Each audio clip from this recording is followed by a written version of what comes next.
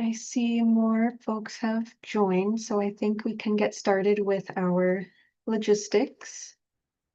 First up, we're going to go over some instructions for how to select your language interpretation channel, and I will pass it to Tanya from Linguística to provide those instructions. Thank you very much, Liz. Buenas tardes a todos, bienvenidos a su reunión. Nada más queremos recordarles que, como siempre, ya tenemos la interpretación simultánea disponible para ustedes si la desean utilizar. Si ustedes ingresaron con una computadora, van a ver el icono de un mundo en la parte de abajo de su pantalla. Por favor, seleccionen ese icono y seleccionen español. También pueden seleccionar silenciar el audio original para que nada más escuchen la voz del intérprete. Si ustedes ingresaron con un teléfono móvil o con una tableta, sus opciones se van a ver un poquito diferentes. Necesitan tocar su pantalla y van a buscar el menú de los 3 puntitos que aparece ya sea en la parte de arriba o abajo de su dispositivo. Seleccionen donde dice interpretación de idioma. Después seleccionen español. Nuevamente silenciar el audio original. Y por último, el botón que dice Done, listo o finalizado. Si necesitan ayuda, pueden dejarnos saber en el chat para poderles asistir.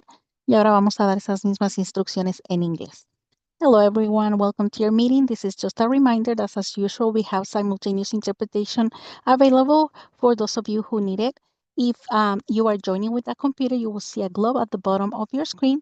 Please select the globe and select the English channel. If you're joining with a cell phone or a tablet, your options will look a bit different. You need to tap your screen and find the menu with the 3 dots with the word more either on top or at the bottom of your screen. Select a language interpretation, select English, and then select Done. If you need any help accessing the language channels, please let us know in the chat and we can assist you with that. Thank you very much. Muchas gracias.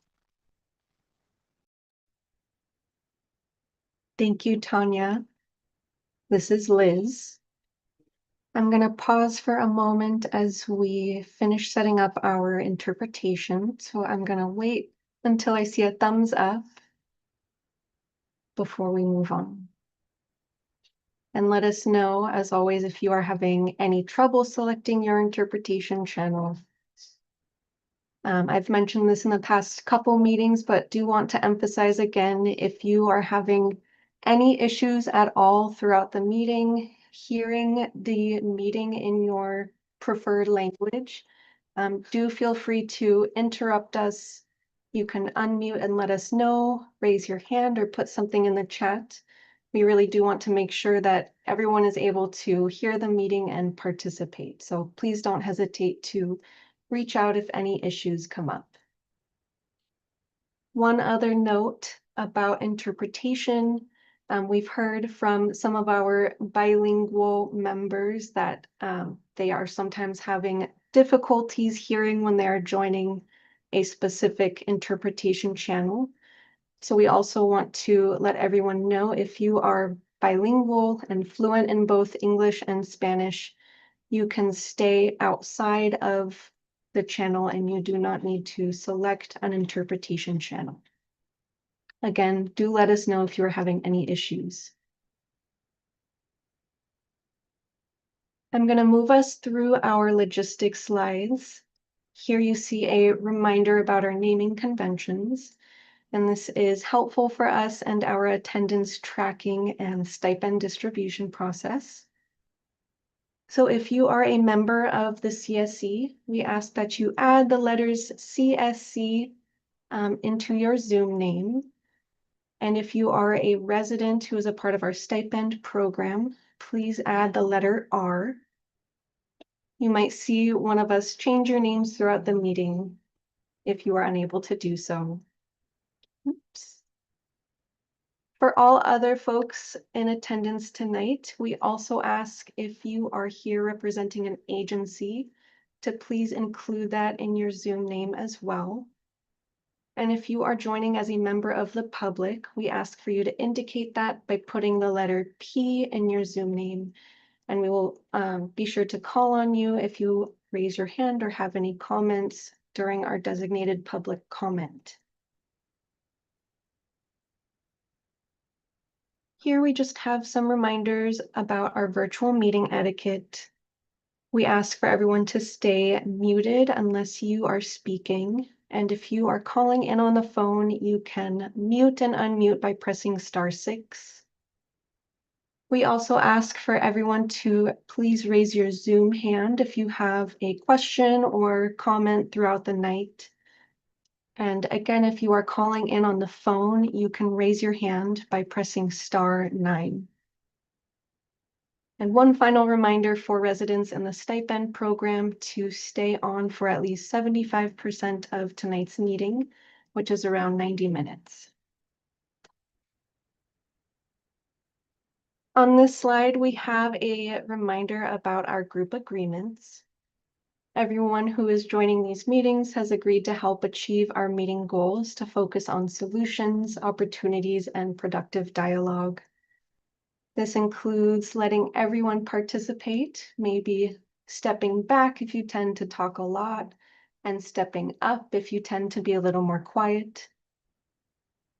We also ask for everyone to be civil, kind, and respectful, knowing that it's okay to disagree as long as we do so with respect and empathy. We also ask everyone to stay on point and on time, and this means keeping your comments as brief as possible to allow as many people as possible to participate, knowing that we have a big group of folks who tend to join. Next, we all agreed to attack the problem and not the person, honoring everyone's humanity and dignity. And finally, we all agreed to seek common ground. Building consensus and finding shared values will help us all achieve the best results. Our last slide here is the agenda for tonight. We'll have some brief welcome and introductions, and then we will have our usual review of action items. Then we will spend most of our time tonight hearing an update on the vegetative barriers. Then we will have some time for the annual report update before we move on to our normal standing updates. And then we will wrap up and close with our final public comment. So I will stop sharing my screen and just want to welcome everyone again to our 54th CSC meeting for the Arvin Lamont community. Tonight we have an exciting agenda. I know a lot of folks have been waiting to really dive into this measure. And so we are excited to see so many folks here tonight ready to engage. At this time, I'm happy to start us off with some opening remarks, and I'm going to pass it to our co-leads. I believe I saw Cesar, and I'm not sure if Bianca is here, but I will pause for a moment and ask if Cesar or Bianca would like to unmute and provide some welcoming remarks for the CSC. Yeah, thank you so much. Apologies for having my camera off. I'm driving down the Grapevine, and I can see Arvin as I speak right now. And I see the inversion layer that's hovering over it in the smog. So again, I'd like to remind us that I've been at this for a while, and we are the biggest CSC in California for a reason, and that's because there's a lot of need, and the amount of participation is always inspiring to me. So for me, in this week,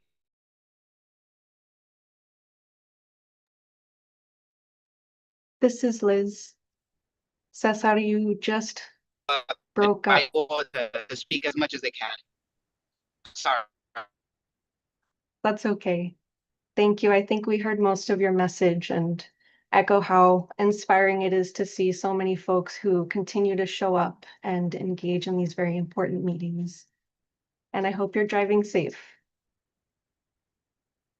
I'll just pause to see if Bianca is here. And if not, we can welcome her later in the meeting for some closing remarks. And finally, for our welcome and introductions, I'm going to pass it to Stephanie from the Air District. Thank you, Liz. Hi, good evening, everyone. Happy October. I just wanted to thank everyone that helped support our Pathways to Cleaner Air town hall at the end of September. I know it's been a minute, but I just wanted to just thank everyone who was able to make the town hall and who helped us do outreach on the event. It was so lovely to see so many folks come out and sign up for all of our programs. I have some pictures and some kind of updates that I'll share later in the meeting, but just wanted to thank everyone for making that a wonderful event. And like Liz shared, I'm just really excited for this update tonight that we'll have tonight. It's been a long time coming. And so excited for the discussion and for folks in the CSC to see the updates that Hyphy has prepared. Thanks, Liz. Thank you, Stephanie. This is Liz. At this time, I'm happy to transition us to our review of the action items tracker. And as a reminder, we do like to dedicate time to this every meeting to ensure that the CSC is able to stay up to date, tracking the progress of all of the suggestions made during these meetings. And Nancy is going to take some time to go through all of these action items. And as usual, we encourage you to ask any clarifying questions that you might have through raising your hand or putting it in the chat. And if there's anything that we can't answer tonight, we will definitely add it to the tracker and make sure that there is follow-up. So I'm happy to pass it to you, Nancy. This is Nancy. Thank you, Liz, for that intro. And I went ahead and shared the link to the action items in the chat. So if anybody wants to follow along or just curious, to review it at your own time, please go ahead and do so. I will go ahead and share my screen.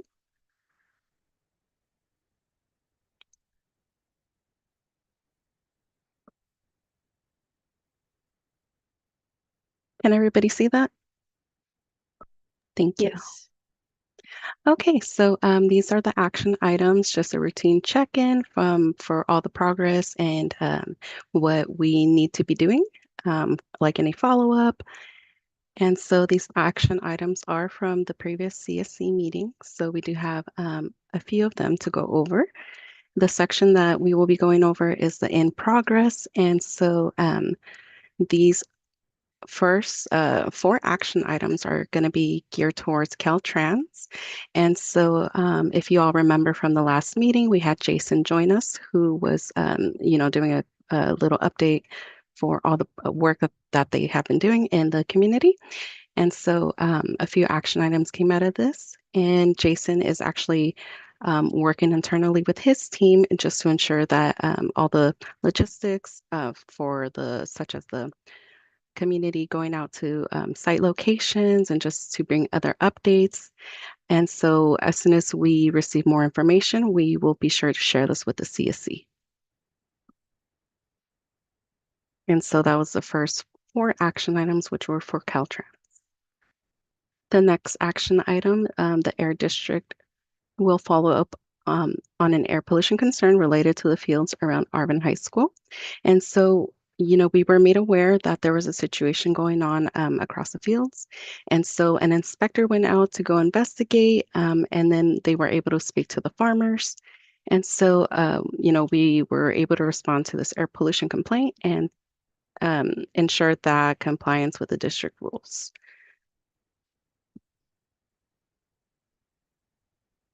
The next action item is geared towards DPR, the Department of Pesticide Regulation. And so this was in regards to providing an update on the rules and regulations for labeling pesticides as they are being transported between fields. And so we reached out to DPR, and they are following up on this request and will share an update when available. And so that concludes the action items for today. And if anybody has any questions, please go ahead and let us know now, or you can also drop in the chat. And of course, the conversation doesn't have to stop there. We can always follow up with me via email or a phone call. Hi, this is Gustavo. I'm sorry, I'm also driving and not the one to risk myself. I just opened the mic. Can you provide a little bit more information on what happened on the the report near the high school, were there any violations, not violation? Can you expand a little bit on that? This is Stephanie. I don't know all the details, but I can share what I know, which is that we received several air pollution complaints for the field across from Faro Church. So as we've kind of let you all know, is the process is our inspectors immediately went out there. And we actually revisited at a second time during when the field, they actually, the grower actually invited us out to come back when they were actively harvesting to ensure that they were following all of the rules and regulations. And we did find that they were in compliance with the district rules.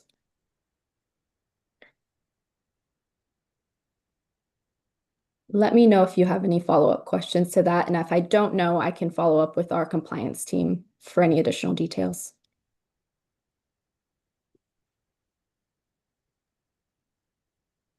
This is Liz. Thank you for the question, Gustavo, and hope you're driving safe too. Let us know if you need any additional follow-up on that. And I see another hand up from Jesus. Go ahead. Thank you. Yeah, I had a similar question and along the same lines. If we can get a follow-up on what the violation was and how that was resolved, or if there was a violation, sorry. More something else that came to mind is what was the incident reported? What were people reporting? Just so we know what to keep an eye out for. Because I know sometimes we see what we think is smoke, but it's actually dust, or sometimes we smell something, but we don't know if that's reportable. Yeah, can you elaborate? Yes, so it was, I believe the initial couple of complaints that we got were related to dust, excessive dust that folks were seeing in the community, and we did not issue a violation. Yeah, I think those are all the details that I have, but again, if there are any other specific questions, yeah, we didn't, I'm just trying to rack my brain of any other details that I can give. Our inspectors did go out a second time to make sure that we could actively see them during the harvest time, because I know sometimes, if it's not during operations, then our inspectors aren't able to see kind of the dust actively happening. But in communicating with the grower did invite us back, and they were super open. They wanted to make sure that they were following and kind of complying with all of the district rules. So they told us to come back a later time when they were actively harvesting. And so we did do that. We observed their operations and observed that they were in compliance with the district rules. Okay, that's really good to hear. Maybe what would be good to, or question comes to mind is, we see dust all the time, dust happens, but was there a certain opacity that was seen or that needed to be seen, or how do we determine when it's too much and when it's within capacity or within regulation? This is Stephanie. When we get to things like opacity, that's something that is a little outside of the bounds of what I know. So I can follow up with our team to see if I can get some more details on that. I do also think, and again, this is Stephanie, we have given in the past presentations to other communities about kind of opacity limits, things like that. It does get a little bit into the weeds, but we can talk about it also at an agenda setting if that's maybe a topic that we want to bring to, an upcoming meeting. Thank you. I think that'd be great. Thank you. Thanks, Jesus. This is Liz. Thank you, Jesus, for the questions, and thank you, Steph, for the response and offer to come back with some more information on the opacity and when residents should be concerned. So it sounds like we can add that as an action item for some follow-up. And I see a question from Bianca in the chat. Did the Air District provide an application for a nut harvester, the low dust nut harvester? This is Stephanie. as kind of Bianca's mentioning, it is part of our outreach to kind of growers. If it's something related to like, almonds, we do talk to folks about some of our incentive programs that we have, including our low dust nut harvester program. And so yes, our compliance team, our inspector that actually made contact with them did discuss and talk about the low dust nut harvester program. And I do believe they have, if I don't know the number of them, but they do have low dust nut harvesters as a part of their equipment.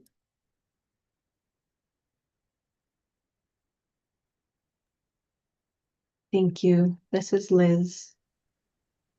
I'll just pause for another moment to see if there are any questions or clarification needed before we move on.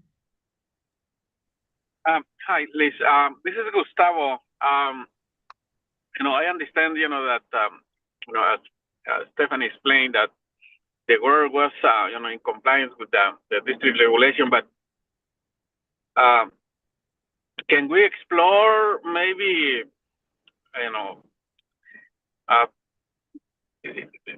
approving more regulations, at least, for the 617 boundaries, to change that? That's an issue that is, everywhere in the valley, about, with the dust from harvesting.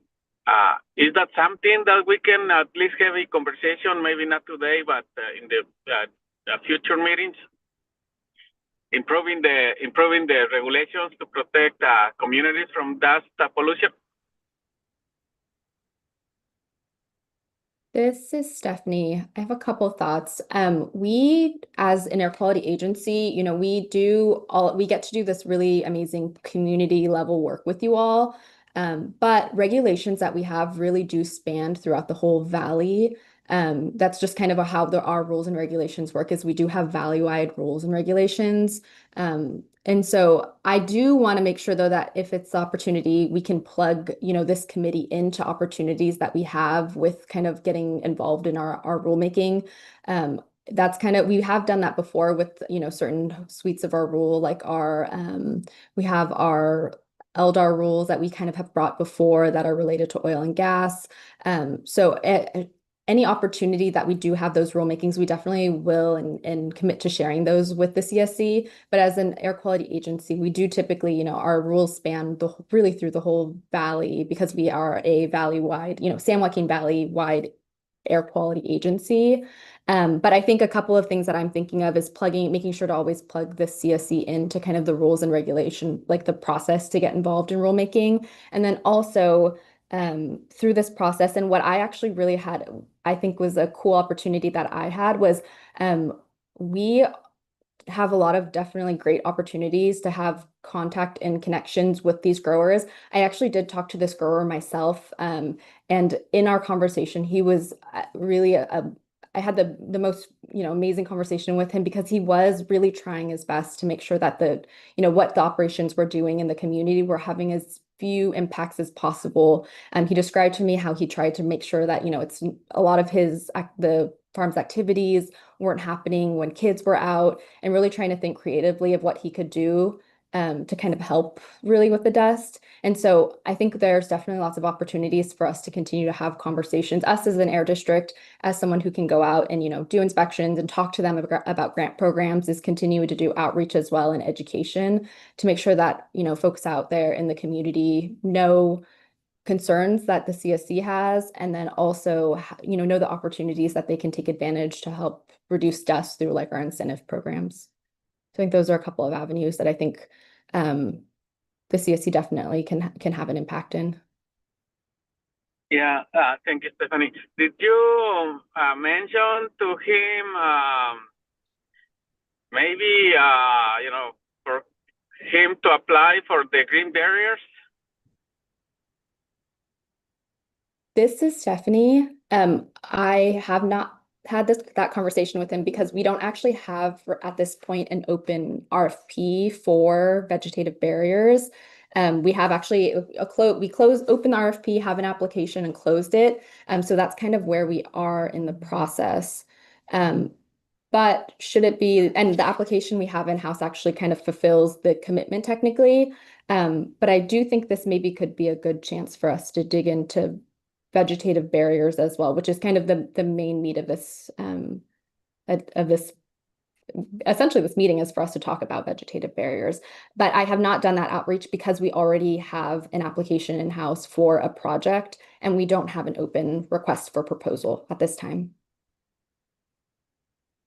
Yeah, I think it makes sense to explore it. I think, and Stephanie, my understanding is that you were engaged in the meeting we had with the Ag Commissioner and a grower from chapter. It looks like it's moving well. So I think if this grower is willing to, to do, good for the community, I think that may create an opportunity for us moving forward.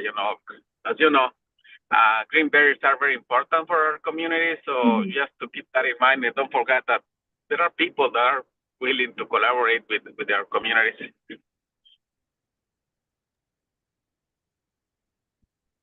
Thank you, Gustavo. Really appreciate the questions that you're bringing up here. And I think this might be a good time to transition, though I did just see Jesus and Bianca, a couple hands are raised. I want to make sure that we do have enough time for the update that we have from Hyphy on vegetative barriers. So I'm wondering if both of your questions are about vegetative barriers, if we might be able to hold those until we get to that discussion. But if you have something specific to the action items, then yeah, feel free to unmute and let us know. Yeah, my comment was real quick concerning the RFP. Maybe if we could make it sounds like the individual is interested in being responsible and doing all they can to support the community. Would we be able to create a list of potential or interested folks in the vegetative barrier, so that if the CSC at some point decides to open it up again or put more funds towards it, whatever that looks like, we would have a list of people that we know are interested already, and are capable even.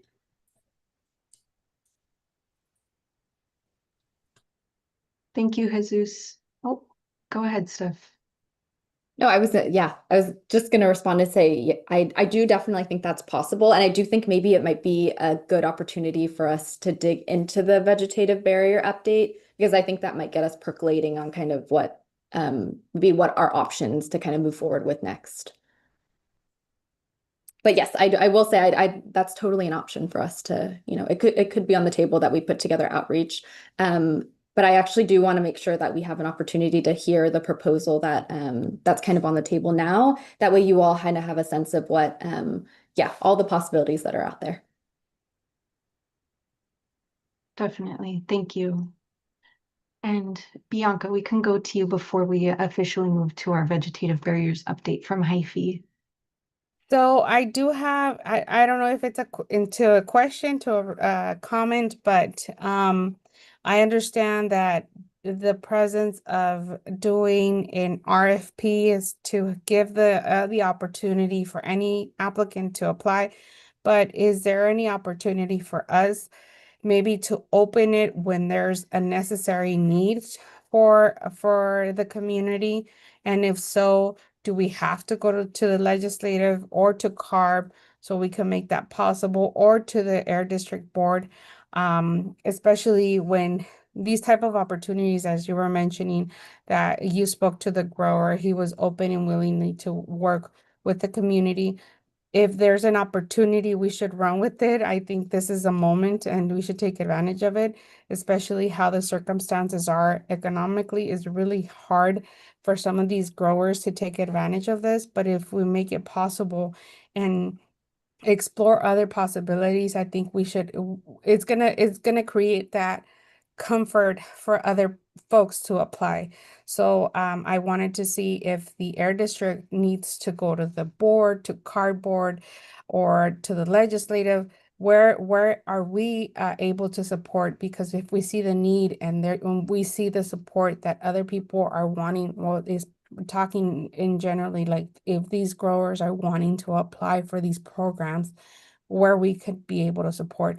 And another question or comment, or maybe a motion, if there's funding needed for this type of program as a vegetative barrier, do we need to make a motion as a CSC to maybe reallocate some funding or adjust some of the funding so we could have these growers to take advantage of this? So, sorry, my kid's in the background crying, but I don't know if that's a way the Air District could go through, or if anybody could answer that. This is Stephanie. I am getting the sense that folks are ready to talk about barriers, so I'm just going to transition us over, and I just wanted to set a little context, and maybe I'll just take a step back a little bit about kind of where we are in the process, to give folks a kind of a reminder of where we are and where we could potentially go. So and I know it's been a minute, we saw an update back in March from I'm going to take actually a step back further. Before March, we worked with you all to put together a request for proposal. For these types of projects, we will put out requests for proposals to essentially seek entities to be able to plant the vegetative barriers, because we as an air quality district we don't plant vegetative barriers. We don't have staff to maintain those types of things. And so we'll go out to bid to find someone to kind of do the work. And so we opened a request for proposal. We had an applicant apply. And then in March, we saw essentially that proposal got presented to the CSC from Hyphy. So at that March meeting, there was some feedback from folks of just wanting to kind of look into some more locations, do some more work to kind of seek out different partnerships to ensure there was kind of coverage throughout the boundary, and then to also potentially kind of explore the size of the barrier. That was some of the feedback that we heard also in that meeting. And so kind of since that March meeting, and then up until this meeting, I know that Hyphy's been working pretty diligently to kind of, try and build relationships in the community, see what's possible. And so today Hyphy is, here and wants to present to you all essentially what they can do in the community in terms of this vegetative barrier project. And I actually just given kind of the fact that I know that folks have been waiting for this update for kind of a while. I hear lots of maybe interest and ideas. I do wonder if it's kind of in all of our interest to see potentially an update with this proposal to see what Hyphy can potentially do. And obviously, of course, you all can provide feedback on that. And I think maybe after, if it's okay, maybe following this update, then I think we can totally dig into conversations and kind of, options for like, what could potentially we do next, or what are opportunities with this measure, if that's okay, Bianca. I think overall, and a request for proposal is something, we open when we haven't been able to find an application. We open it when we're seeking out an application. And in other communities, we have had applications that opened that did not have any, viable candidates that we've reopened. So it is something that we as an air district have the capability to do. But there is actually a group here today that's ready to kind of show and talk to the CSC about a proposal that they have of something that they can potentially do in the community. So if it's okay with everyone, we can maybe have Hyphy present that. And then it's a pretty short presentation. After that presentation, we can totally open up to kind of whatever questions and comments folks have. Does that sound okay to everyone?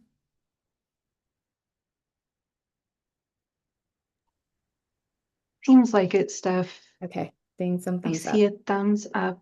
And maybe just before we pass it to Hyphy, just want to make it extra clear to folks that we are here tonight. Well, Hyphy is here to show you, as Stephanie said, all of the work that they've done in advance of being awarded any contract or funding from the CERP. And so your job tonight is to help Hyphy hear what your thoughts are and share any questions that you have about their current proposal and any feedback that you might want them to take into consideration during implementation if they were to be awarded this funding. And again, tonight is not about any decision making. We are really not going to make any decisions tonight and really want to focus on hearing how you feel about this current proposal. And one last note before we pass it to Hyphy is I believe Juan will be presenting in Spanish. And so just want to remind everybody, and especially our monolingual English speakers, to please select that interpretation channel before the presentation begins. So I'm happy to pass it to the HIFI team.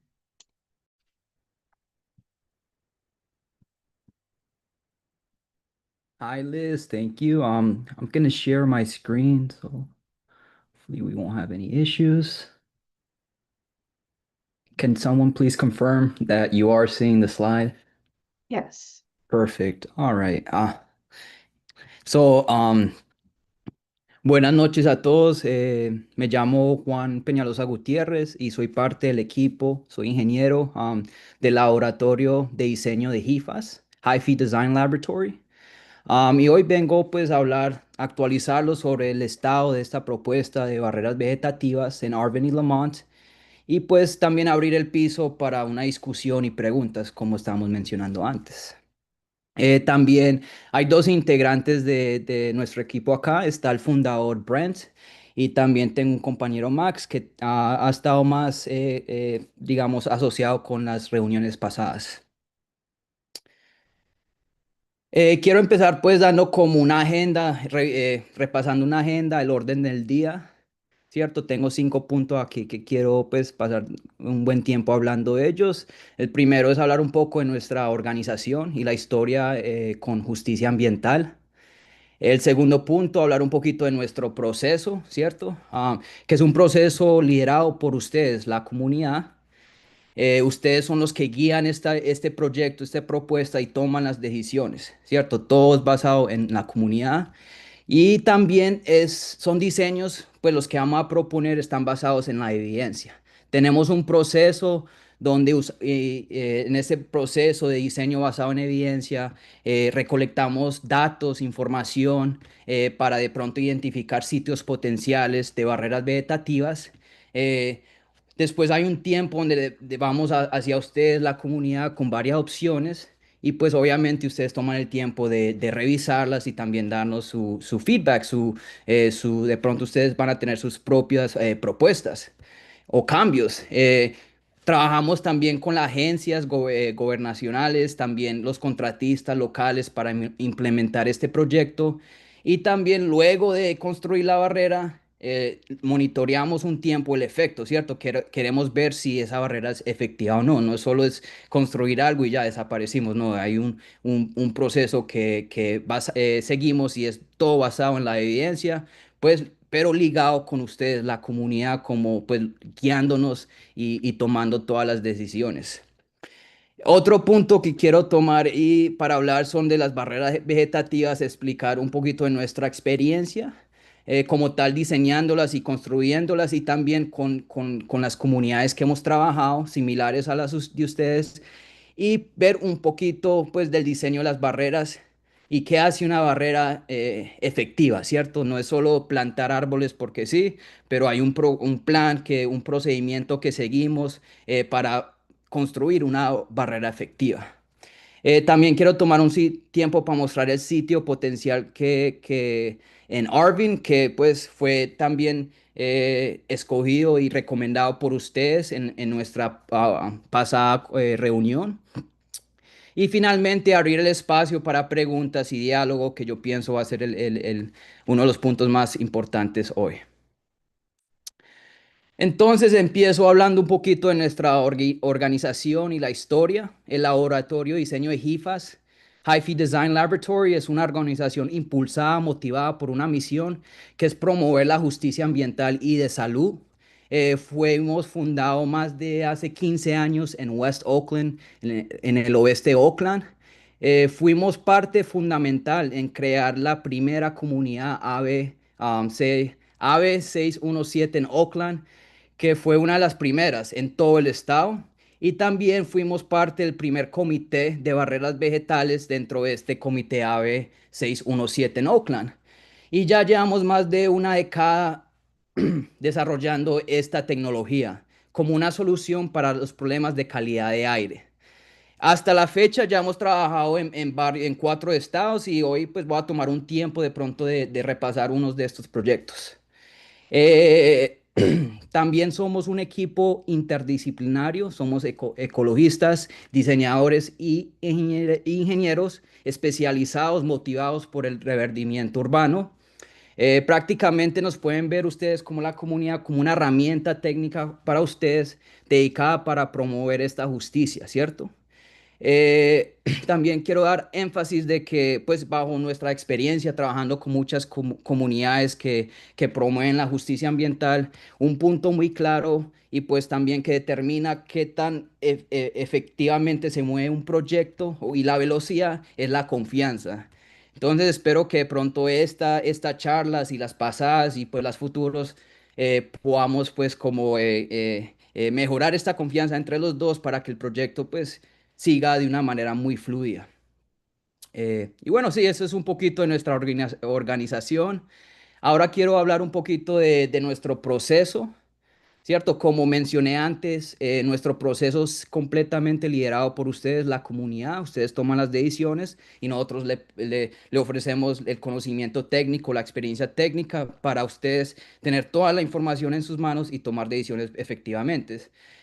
Aquí hay un ejemplo que quiero pues hablar un poco, que es en Los Ángeles, en Boyle Heights. Trabajamos con un grupo increíbles de promotoras de una organización llamada Promesa Proyecto Pastoral. Ellas nos ayudaron a verificar pues los datos que recogíamos de las herramientas, de los sensores que estaban bien y correctamente funcionando. También pues hubo mucho trabajo en equipo, en conjunto, identificando las rutas de contaminación por camiones, porque ese es uno de los problemas que ellos tienen, que muchas de las vías que usan los camiones estaban pasando por partes claves de la comunidad. Y con ellas también hablamos, nos comunicamos con los conductores, con los troqueros, para cambiar esos trayectos. Y adicional a eso, ellas nos organizaron pues, o empezar el proceso, organizar el proceso para identificar los sitios más óptimos para plantar estas barreras vegetales. Entonces acá solo es como una introducción de pues que nuestro proceso siempre es liderado por la comunidad y nosotros le brindamos a ustedes la experiencia técnica para ustedes tomar las decisiones con toda la información posible. También hemos trabajado en proyectos por todo el país, como le mencioné, en varios estados. Acá hay un ejemplo en Louisville, pero también hemos trabajado en Dallas, Chicago, en Philadelphia. Este proyecto acá, pues hay una imagen hacia la izquierda y a la derecha. A la izquierda es la zona antes de plantar, ¿cierto? Y a la derecha ya es el producto final. Como le mencioné antes, este proyecto es ubicado en Louisville, donde diseñamos y construimos esta barrera con un presupuesto más o menos de 1.5 millones de dólares, pero hizo parte de un estudio más grande sobre la salud y la calidad de aire. Eh, y pues sí, la lógica acá era pues plantar una barrera vegetativa al lado izquierdo de la carrera como tal acá, porque en esta autopista pues es muy común, ¿cierto? Y todos lo sabemos que estas autopistas generan mucha polución localmente, específicamente los carros, pues, y ya sean pues los camiones grandes que van a producir antes más polución. Entonces aquí la idea era poner una barrera porque al lado izquierda de los árboles hay una comunidad, hay un parque, hay digamos, un colegio. Entonces queríamos pues bloquear, parar o filtrar el aire que llega a esa comunidad por medio de esta barrera para que la polución de la carretera no llegara ahí, pues los niños o los peatonales, los que estaban haciendo ejercicio, no suspiraran esas partículas. Entonces este fue un ejemplo acá, no acá, pero en Louisville. Am, y lo que queríamos hacer es plantar árboles específicos de una manera estratégica. Acá no estamos poniendo árboles así sin un plan, no, todo es de una manera estratégica para detener la contaminación de la forma más efectiva. Este es como el punto clave de las barreras. Entonces, estas barreras vegetales se diseñan de una manera que sean bien densas a medida que crecen, ¿cierto? Y maduren los árboles. Y siempre los ubicamos al lado de donde el viento viene, ¿cierto? Entonces, porque sabemos que el viento va a transportar la polución. Aquí hay polución sobre las carreteras. Si no hay barreras vegetativas, pues la polución va a ser transportada y de pronto va a entrar a una comunidad o una escuela. Y eso no lo queremos. Entonces, ponemos las barreras de una manera estratégica y efectiva para parar esa polución y filtrarla, como prácticamente estamos haciendo una muralla, ¿cierto? Para que esa polución se quede ahí sobre la carretera y de pronto hay otros medios como los recolectores de polvo de las carreteras que puedan pasar pues si esta polución se acumula y se recolecta y pues paramos que la polución no vaya hacia la comunidad, hacia los niños, ¿cierto? Que ese es como el punto clave acá. Entonces los árboles se eligen cuidadosamente para que crezcan unos juntos a otro en una formación muy compacta, de modo que puedan parar o bloquear efectivamente las partículas cuando alcancen su madurez. Entonces acá en esta imagen pues tenemos unas imágenes arriba que son las de las barreras efectivas. Como pueden ver es una barrera densa, ¿cierto? No hay espacio entre los árboles y todo ha estado puesto estratégicamente. Pero digamos, en el ejemplo de las imágenes de abajo, ese es un ejemplo de barreras inefectivas, ¿sí? Usted puede ver que hay espacios entre los árboles, de pronto hasta los árboles, las especies de los árboles en esas condiciones no son aptas, entonces no crecen adecuadamente y pues no se rellenan. Y como pueden ver, estas barreras pues acá no están haciendo nada, van a dejar que el aire pase libremente y pues siga con la polución hacia la comunidad, que es lo que no queremos. Entonces esto como que quiero llevar a decir que es de plantar de una manera estratégica los árboles y no simplemente plantar árboles sin planificación. Porque si se hace eso, se va a promover hacinamiento, competencia y hasta muerte de algunos de los árboles a medida que crecen. Hay que ponerlos estratégicamente donde hay espacio entre ellos, puedan crecer y tampoco pues se maten, ¿cierto? A medida que crezcan con el tiempo. Entonces todo esto es como un proceso y ya experiencias que hemos tenido y también hay libros, hay estándares en la industria para que determinan cuándo una barrera es efectiva y no efectiva. Bueno, entonces ahí di como a paso de pronto al ejemplo de las barreras. Tenemos dibujos técnicos que podemos hablar si quieren, pero quería como llevarla de una manera muy fácil de entender para cualquiera. Ahora pasemos a hablar un poquito sobre la actualización del sitio que ya fue pues fue recomendado en nuestra reunión pasada. Entonces, en Arvin, actualmente ya hemos logrado establecer una asociación para el sitio en Comache, el cual fue recomendado por la comunidad, ustedes en nuestra última reunión. También hemos explorado varias opciones en el sitio de Lamont e iniciamos ya unas alianzas con el condado de Kern, también con Caltrans, y ambos partidos han expresado interés para participar en futuros proyectos con nosotros. Pero lamentablemente los fondos actuales que tenemos para esta propuesta no va a permitir establecer una barrera efectiva, y estoy diciendo efectiva, ¿cierto?, en ambas ciudades. Ninguno de los dos socios que mencioné pueden participar en el momento en el proyecto de Lamont, pero con estas alianzas ya establecidas y con la participación de ustedes, la comunidad, en la búsqueda de más socios, vemos esta primera barrera en Arvin, que ahorita les voy a mostrar unos planos, como la primera etapa de una serie más amplia de barreras que se plantarán tanto en Arvin como en Lamont. ¿Listo? También tengan en cuenta que existen proyectos ahora y en el futuro para mejorar las aceras en Arvin, en el condado de Kern y Lamont, que se podrán beneficiarse con fondos adicionales para incrementar la vegetación. Y pues nosotros estamos también dispuestos a mostrarle estos sitios a la comunidad si ustedes están interesados de continuar esta conversación. Entonces pasemos acá a ver el plano pues del sitio de la primera barrera vegetativa que se ha propuesto. Y esto fue en la última reunión de la comunidad que tuvimos. Ustedes, la comunidad, expresaron una preocupación por el transporte de pesticidas hacia la escuela primaria acá, Bear Mountain, en Arvin. Donde pues la preocupación está debido a que en la temporada de almendras, ¿cierto? Hay como pues regueo este químico y entonces se recomendó sustituir el sitio que anteriormente habíamos propuesto por este acá, muestro en la pantalla. Esta vista acá, es una vista aerial, ¿cierto? Imagínese usted volar sobre el área acá, sobre el colegio. Podemos ver pues las estructuras del colegio, ¿cierto? Vemos la carretera Hood Street here al norte del colegio, al oeste está South Comanche Drive, ¿cierto? Y este rectángulo rojo es como el sitio donde estamos proponiendo poner la barrera.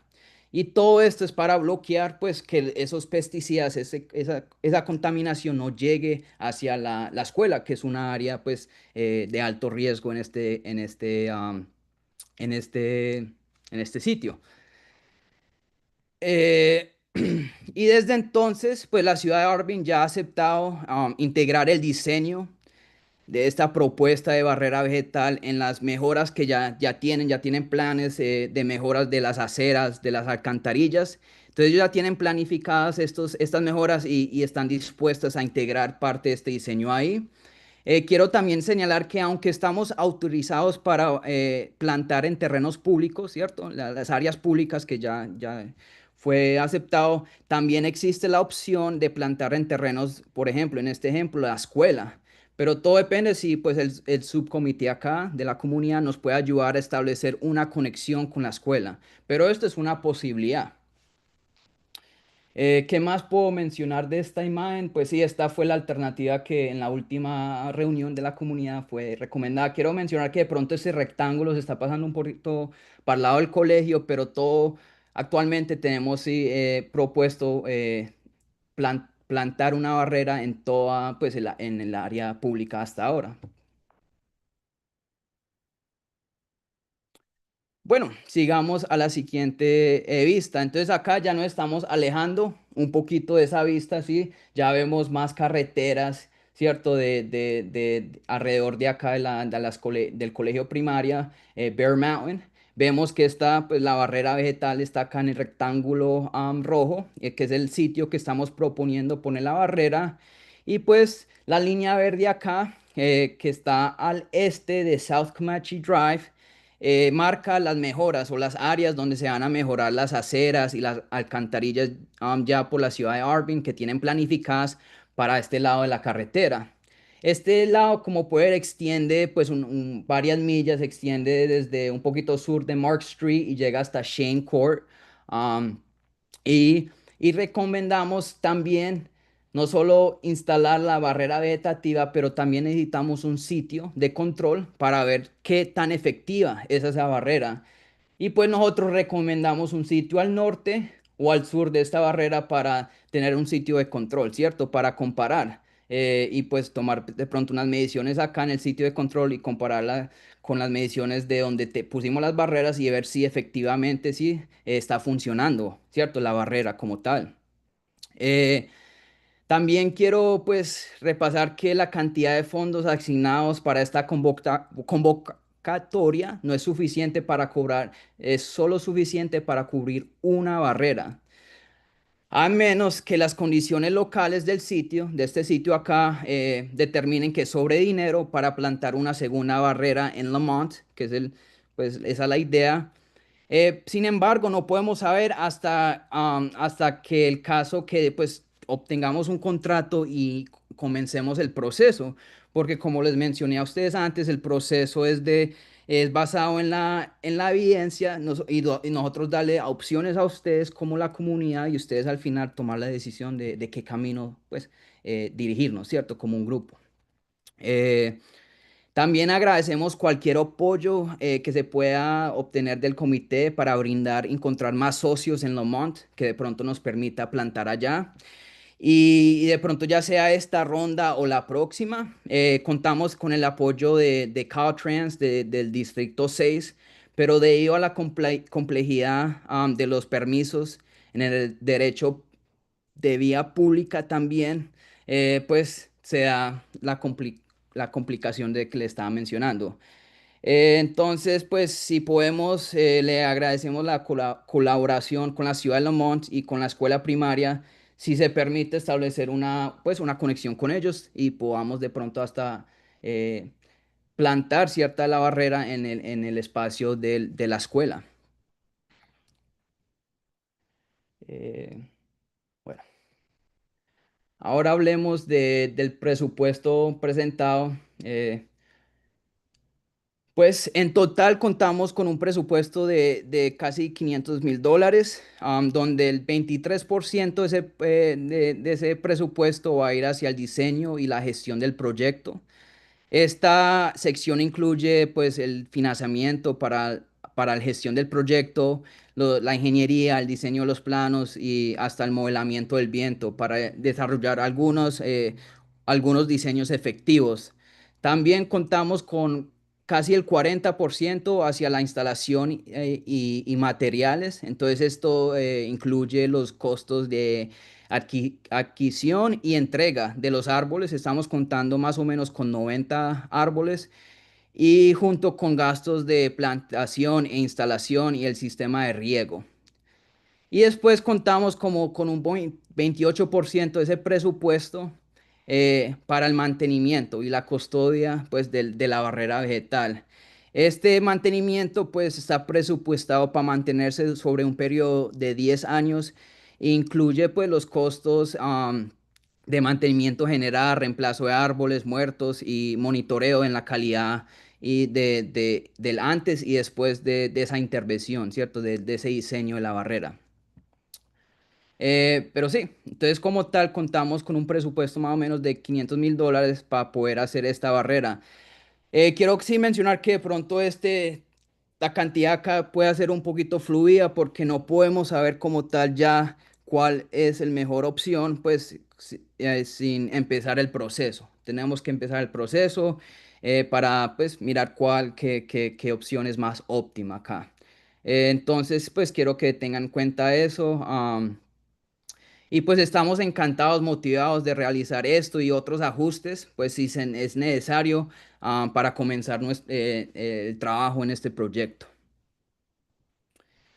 Y más o menos el timeline, el cronograma del proyecto, pues acá antes estaba propuesto empezar este año en el segundo cuarto, pues ya estamos pasado eso, entonces empezaría más tarde en el año, pero contamos con unos pasos acá donde los primeros pues 4 pasos acá es como más que todo coordinar con la ciudad, los ingenieros, empezar a desarrollar los diseños más detallados, finalizar selecciones de contratistas, también contratos, realizar licitaciones y pues todo ese proceso se llevará más o menos de un año y ya después de ese año se empezará con pues la plantación dentro de un periodo de 3 a 6 meses más o menos y finalmente tenemos pues los últimos año y medio de meses de mantenimiento. 12 a 18 meses de mantenimiento, año y medio. Y bueno, eso ahí termina la presentación y ya pues abrimos el paso a todos a preguntas y una discusión.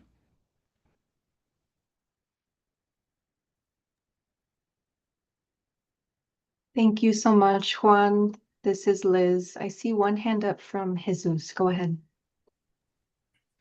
I just wanted to double check if I understood it. Would it be the 2 red locations or would it be the green location that's going to be for the project? No, the green location here is the whole oh, maybe I should respond in Spanish. Oh, pues, El sitio verde acá, pues me están preguntando si este sitio verde es pues la barrera vegetal o estamos identificando la barrera con los rectángulos rojos. En este sitio es solo el rectángulo rojo, esta barrera acá pues al lado del colegio como tal. La línea verde, estamos aquí identificando pues el proyecto que ya tiene la ciudad para mejorar las aceras, los sidewalks y pues ya han estado acuerdo a integrar el diseño pues ya que decíamos acá mediante el proceso este diseño de barrera en este sector al lado oeste de la escuela Bear Mountain. Y este sitio fue recomendado en nuestra pasada reunión por la comunidad. gracias. Juan, Oh, I'm perdón. sorry, Jesus. Juan, could you select the Spanish interpretation channel? I think we're having just some technical difficulties. All right. Where's this? I know it can get a little confusing. It's at the bottom. If you select the three dots that say more or the little globe that says interpretation, and then you should see an option to select Spanish. I see it. I think most folks were able to hear everything, but it seems like there was a little bit of echo or some unmuting and muting had to happen. So hopefully this fixes that, but let us know. And sorry to interrupt.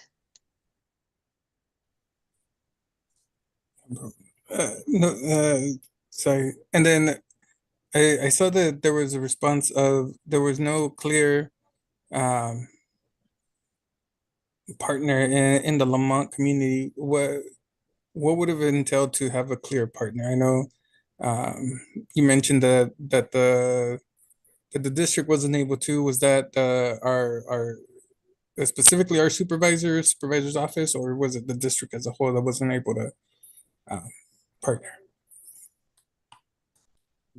I can answer that if you want one. Yeah.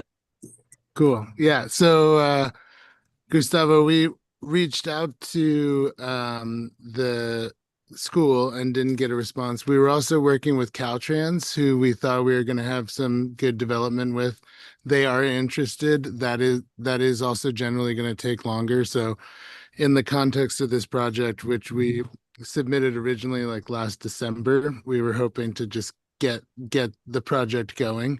And we are obviously interested and committed and interested in helping the community also develop out sites there. But we just saw an opportunity because the city of Arvin already had funding for this corridor, and there was interest from the community in the last meeting to address the school. And I also think there's some potential to see if we can extend some tree planting into like further into the corridor that they're doing already for sidewalks. And so just saw this opportunity to take advantage of it. But we are also excited and would love to help try to advance other projects in Lamont. But some of it's just this sort of like chicken and the egg. Like for us, if we haven't actually gotten started, it's hard to put the energy in to find the projects. And so we also take a community driven approach. So like we really just want to start the project and collaborate with you all and take your lead. So that's, I think, the situation we're caught in is a little bit of a chicken and the egg. Thank you.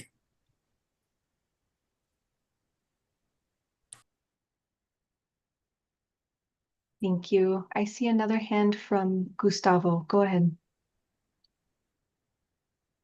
Yeah, thank you. So, if I understand correctly, your proposal, to build to plant the trees is on the side of the school, not on the side of the orchard, right? That is the current proposal. Yes. We would love to work with, landowners and people who have control of orchards and are doing that in other parts of the state. But this was where we thought we had control and collaboration with the city of Arvin and what was possible. But yeah, we would love to collaborate with you on other possibilities. There's obviously a benefit air quality wise, the closer we get the vegetation to the source. And so yeah, we're interested in the science and kind of collaborating with you guys to optimize it. But that was the constraint we were in. Yeah, in getting this together. And the project will only include like the extent of the school, right, by the street. Yeah, if you have access or collaboration with the people across the street, we would love to look at how we could extend it. It would obviously just be an irrigation consideration, like can we get water and things like that. Yeah, and like I said before, we're kind of just caught in this situation where we haven't really been able to start, and so it's hard to start and collaborate with everyone and design all the extents. But yeah, like to the extent possible, we would love to look at collaborating with you or others who have access to orchard growers or farmers as well, because the closer we can get the buffers to the pollution, the more effective we can be. And, you know, we're interested in working with you to be the most effective we can, in, you know, the best place. Yeah, well, one of the concerns I have, I don't know the rest of the residents, but for me, you know, this proposal is on the side of the school, but it will leave the street, you know, exposed to the dust and Yeah. pesticides. And one of Yeah. the problems that residents raise is, you know, there have been accidents, you know, because of all the dust that go into the street. So this project, if approved, will help a little bit the school, but will not help the other residential areas there, and will not cover, you know, protect the street, you know, from the dust. So I really don't like that. You know, I don't think that's the best use of the resources. That's one thing. The other concern that I have, you know, it's you know, we as, you know, steering committee members, we want to be as fair as possible with both communities, Lamont and Arvin. And I'm not sure if, you know, Lamont folks will be okay with us investing all the funding in one community. So, and on top of that, you know, I don't have, you know, a lot of knowledge on that, but $500,000 just to cover that small area, it looks a little bit excessive to me. I'm not saying that you are not good at the work you do, but for us as a community, it's a little bit too much. Stephanie, I don't know if you have, you know, remember, you know, the length of the project that wonderful developed in Shafter, but I believe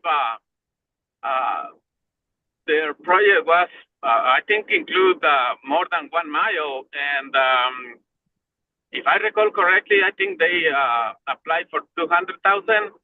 So those are the things of you know, consideration for us, you know, to decide, you know, is this a good project, or do we want to find other you know, options that may help us, you know, make the funding we have more, you know, more effective. This is Stephanie. Maybe just Gustavo, so I can confirm for you. In Shafter, we did have Wonderful apply, and they planted on 3 sites. And I believe, to your point, I think it was over a mile, I think close to 1.5 miles. And they applied for those 3 sites for $196K. Yeah, thank you. Yeah, I just wanted to have an idea, you know, of you know, yeah, and I think, you know, I heard, you know, and I don't want to commit, you know, other people, but I heard that Bianca had some conversations with, you know, the local government there, some of folks there in Arvin, and they said that they are having some conversations with the grower, you know, across the street of the school. And I think ideally, you know, if that grower will say, yeah, I'm willing to collaborate with the district, the community, the city, and, you know, having, you know, the green barrier, you know, built by the orchard, you know, that will cover the street and the community, I think that will make us, you know, like this project more. Yeah. We would love to work with you on that. Yeah, our challenge is our hands have been tied because we haven't been able to actually start to collaborate, which is how we like to do it, right? And so, you know, we would love to collaborate with you. I think we would love to look at what made those projects a different cost. I think one of the biggest constraints here is that the air district is requiring 10 years of maintenance. And it may be that Wonderful like took on the cost of that maintenance.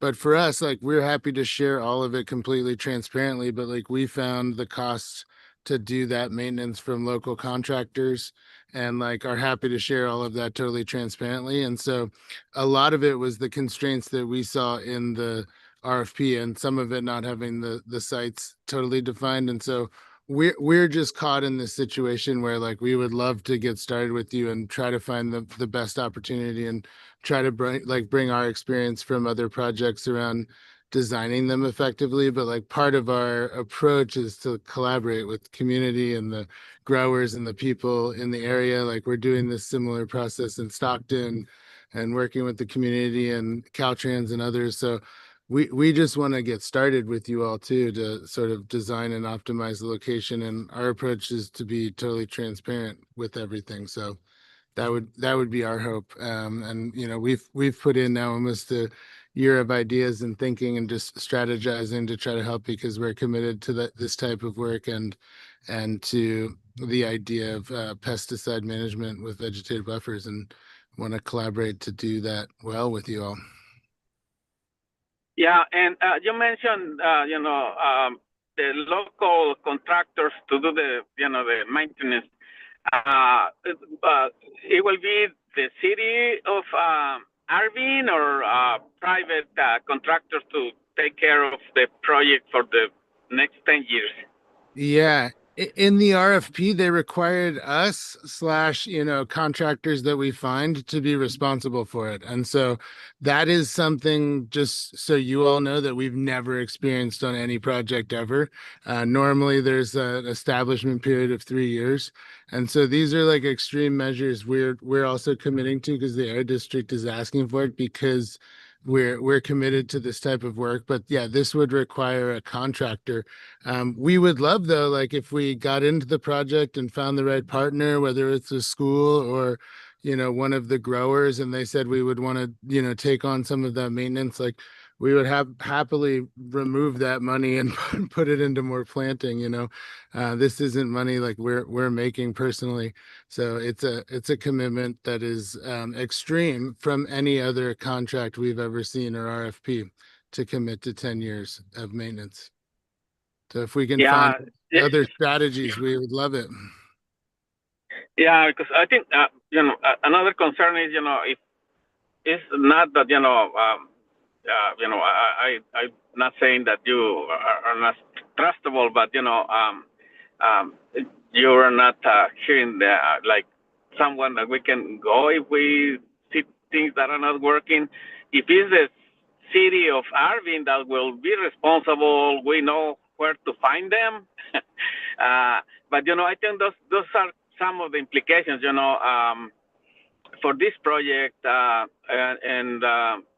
yeah. So those are some of the other things, but in general, I don't think this project is good enough, to protect the community. It may protect a little bit the school, but not the other residents and not the streets, which there have been accidents, and I don't think the community will be thoroughly happy not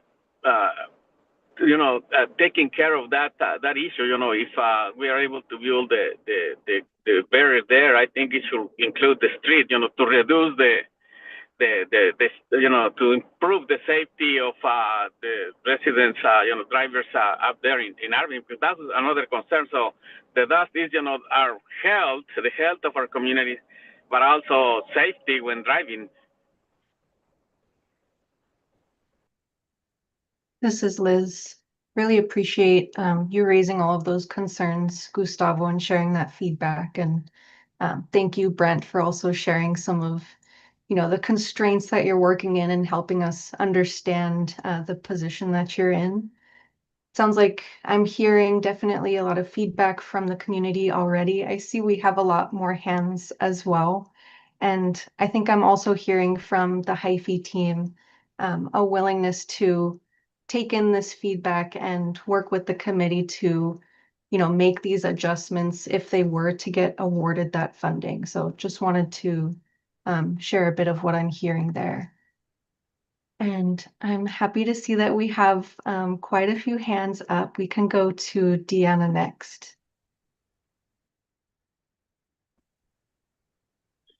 Sí, buenas tardes. Sí, nada más para agregar un poco lo que acaba de decir don Gustavo. El propósito, y a mi entender, espero y me corrijan, es que las barreras vegetativas estén alrededor de los campos de agricultura. Para mí, así como lo presentan, para mí estás embelleciendo la ciudad. Sí se va a proteger la escuela, yo no digo que no, pero lo que estamos tratando es que estén alrededor de todos los campos de agricultura. Hay árboles que que a lo mejor al principio necesitan agua, pero después ellos mismos van absorbiendo. Y son tipo de árboles como los que plantó Wonderful. Entonces, para mí eso no funciona. Lo queremos alrededor de los campos de agricultura para que protejan no nada más las escuelas, sino también las comunidades. Eso es lo que queremos, que nos proteja a todos en general, a todos, no nada más a un pedacito, porque no va a ser suficiente. Y sí, se me hace un poco excesivo el costo cuando se pueden llegar a negociar con los rancheros a agarrar más barato el árbol, no sé. Pero sí, yo soy representando a Lamont y sí me gustaría que Lamont también esté involucrado. Tenemos a Sunset, tenemos a Baile en estas escuelas, tenemos Mambiu, tenemos almendras alrededor de Lamont y quisiéramos que todo eso se estuviera protegiendo. Ese es mi comentario, nada más.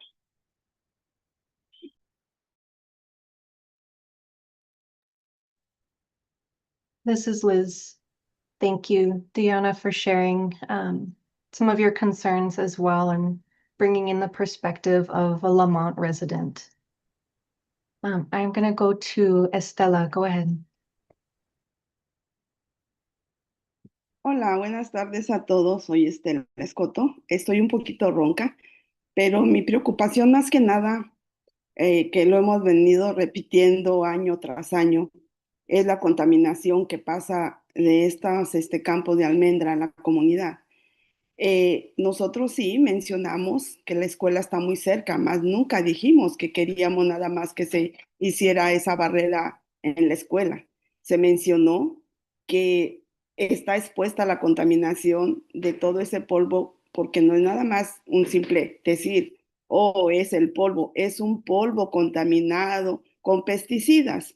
Entonces, aquí hemos mencionado la escuela porque está ahí, más no que queríamos proteger a la escuela, queremos proteger toda la comunidad junto con la escuela, ya que nosotros, los que vivimos aquí en esta comunidad, somos los que estamos lidiando día a día con esa contaminación. Días estamos bien, días estamos mal de la garganta, gente con alergias, gente con asma, gente con cáncer. Entonces, si estas personas, yo les agradezco su presentación y el esfuerzo que hicieron en dar esta presentación, pero casi todo lo que ellos dijeron nosotros ya lo sabemos, que las barreras vegetativas son las que nos pueden ayudar a contener ese aire contaminado. Ya lo sabemos, por eso año tras año hemos estado pidiendo las barreras vegetativas, ¿verdad? Entonces, no sé con qué personas del concilio ellos hayan hablado, pero con la persona que nosotros hemos hablado del concilio, estamos viendo la manera de hablar con los rancheros para tener una junta y ver si hay manera de que nos puedan ayudar. Y no del lado de este lado de la comunidad. Nosotros queremos la barrera en donde están las almendras, en la línea de la carretera, pero del lado de las almendras. Es donde queremos esa barrera vegetativa. Y nos enfocamos en la calle Comanche porque es la calle principal y es la que posiblemente nos afecte mucho más con ese polvo contaminado. Nosotros, así como lo dijo don Gustavo, hemos tenido pláticas con personas del concilio que vamos a buscar opciones con los rancheros. No sé estas personas con quién hayan hablado del concilio, porque con los que nosotros estamos hablando, estamos buscando solución para hablar con los rancheros. Entonces, yo pienso que les agradecemos que hayan aplicado, sí, pero su propuesta en verdad para nosotros la comunidad no nos ayuda en nada y yo creo que es hora de que se retiren ya que pues es la segunda vez que nos traen pues aquí a presentar algo que en verdad no nos gusta para nada a la comunidad. Entonces hay que buscar otros medios. Si ellos ya no tienen opciones, si es muy poco el dinero que hay para ellos, si no tienen más opciones, tenemos que buscar otras opciones en otras personas y otras, en otras formas. Ese es mi comentario y yo creo que ahorita es la forma, la manera y que todos los de que estamos en esta junta de la comunidad tenemos que levantar la voz y tenemos que hablar y tenemos que decir que eso que están presentando no nos ayuda para nada, en verdad que no nos ayuda. Gracias por su presentación de estas personas, pero lo que nos están presentando no nos ayuda. Y ese es mi comentario y espero que se tome en cuenta porque soy parte de la comunidad de Arvin y tengo años preocupándome por todo esto que está pasando aquí, por toda esta contaminación de estos pesticidas que nos están dañando mucho la salud a toda la comunidad de aquí. Gracias.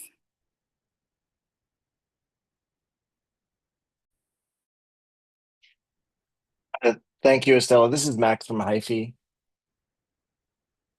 I just wanted to say thank you for that feedback, and I really appreciate everything that all the comments that I've been hearing tonight. I think with the just to reiterate what Brent was saying, we've been very transparent about the costs, and the nurseries that we've consulted have provided us, cost estimates, and we've shopped around between different nurseries and found the prices that were best for us in terms of quality.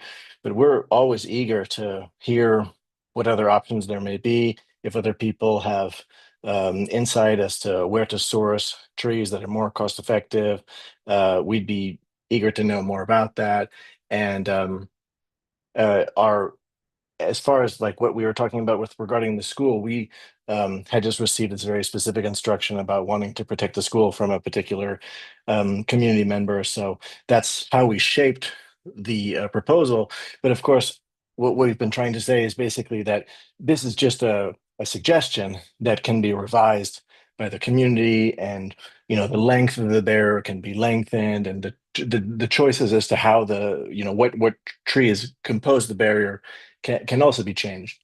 And so we're very interested in collaborating with you and sort of finding the situation that works, given the fact that we have this partnership with the city of Arvin, and we don't want to miss this opportunity because this is an excellent opportunity to build urban greening into an existing sidewalk and gutter improvement project that could then be used as a template to repeat in other places. And there is a lot of money at the moment circulating for this type of green infrastructure project. And this is the type of intervention that could be scaled and done in other places as well. So it's a very exciting opportunity.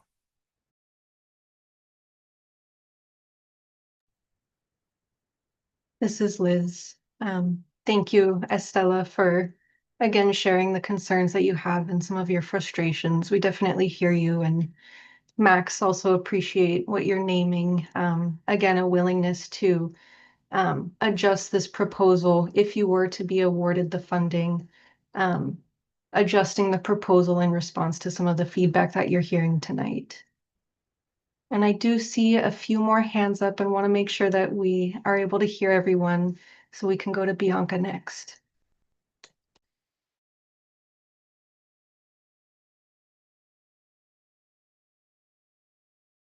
Hi, sorry. I I did have a couple comments and questions. One of them is, I do think the proposal of you bringing it out to the CSC, it's still not a very good proposal because as other people were mentioning, it's not gonna help do the reduction that is needed for the community. Another issue that I'm having is the city's wanting to take the lead of it because of the road improvement that they're planning to do, and nobody has reached out to the school, and they've already done construction in that site. I actually went to the school, and the school said that they're not able to do so. There's also pipelines of sewer and water, and nobody has taken accountable that there's other issues there, that why is the location is not a good location. So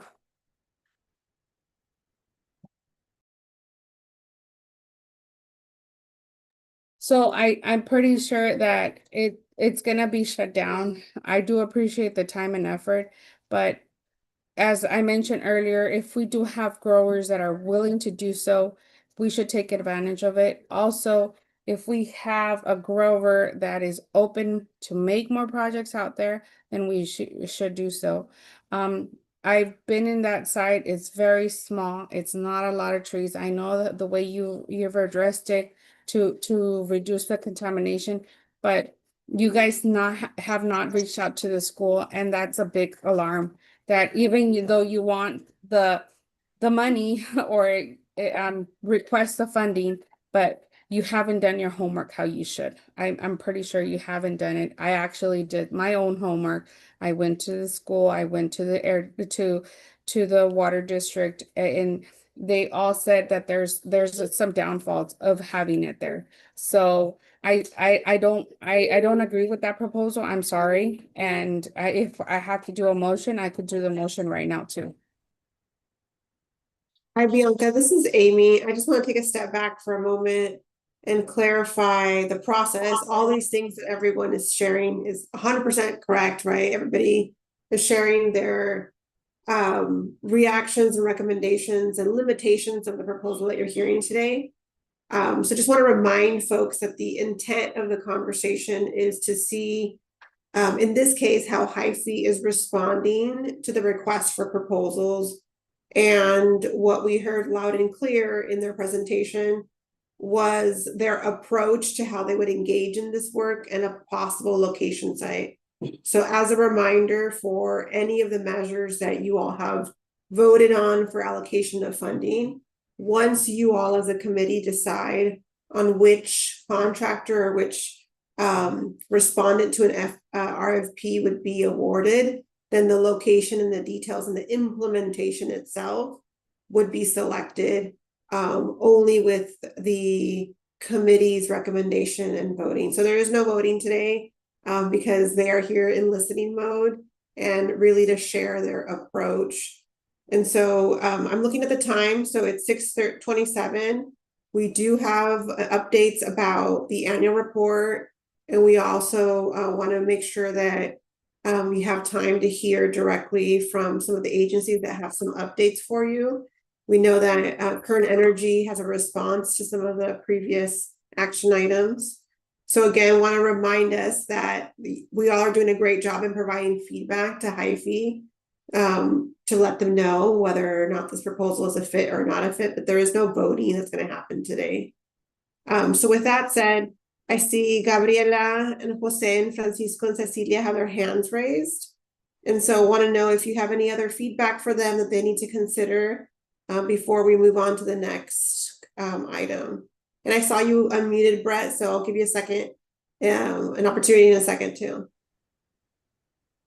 No, I just want to make sure we get comments back, like you said. I think I just wanted to put out there that everyone is focused on a site. And as I think you just mentioned, like we're trying to get hired to work with you as a community, and we're happy to give presentations of how we do that in other communities to go through this whole process, right? To like work with the best location and the best partners to optimize the design. And like that's how we normally get hired. And so this is a very strange process for us to like come in and without getting actually hired or collaborating to be pitching ideas. Like we want to start by collaborating with you all and finding the best location. And so we're happy to show where we're doing that in many other cities and partners. But that's been the strange situation here for us. It's not normal.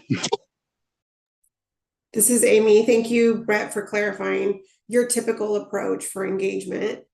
So with that said, Gabriela, if you want to go ahead and unmute, or Jose, and provide your comment and feedback. Buenas noches, soy Gabriela Ojeda y mi comentario es sí, yo en todas las veces que hemos hablado de las barreras vegetativas he mencionado la escuela porque yo considero que es un lugar que es en riesgo de salud a mucha parte de la comunidad. Eso es cierto, pero claro que no estoy de acuerdo que nada más quieren proteger enfrente en esa área de de la calle, porque realmente si nos ponemos a pensar todos, el polvo no va hacia la dirección solamente de la escuela. Sí, la escuela está muy expuesta a esa contaminación, es cierto, pero nuestro propósito es proteger toda la comunidad y como mis demás compañeros han dicho, nuestro propósito es que se bloquee el polvo desde donde está saliendo, que viene siendo el campo de cultivo. Ese es el que se tiene que bloquear, porque no podemos bloquear casa por casa, solar por solar. Eso no funciona realmente, porque aquí también nos bloquea la vista cuando estamos manejando en la calle, como es que me gustaría que entendieran lo que yo trato de decir, que la mejor manera es bloquear el campo de cultivo y no las aceras de las casas o de la escuela en este caso, porque eso no va a funcionar. Gracias.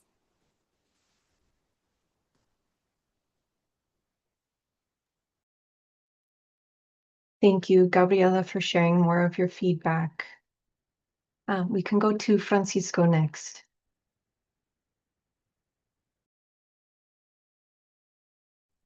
Sí, buenas noches.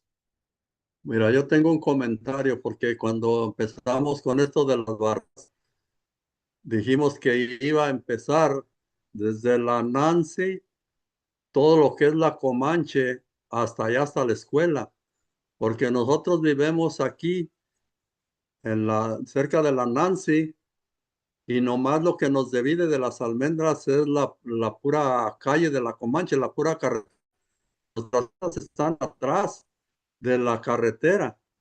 Y cuando sprayan, ni nos dan, nos avisan. Y ya cuando nos damos cuenta, si estamos afuera, ya estamos todos sprayados. Y luego cuando levantan es un polvaderón adentro de nuestras casas. Necesitamos estar encerrados en ventanas y todo, porque si no, todo el terregal se nos mete para dentro de las casas. Entonces, si van a poner nomás en la escuela, ¿de qué sirve? A nosotros nos sirve eso.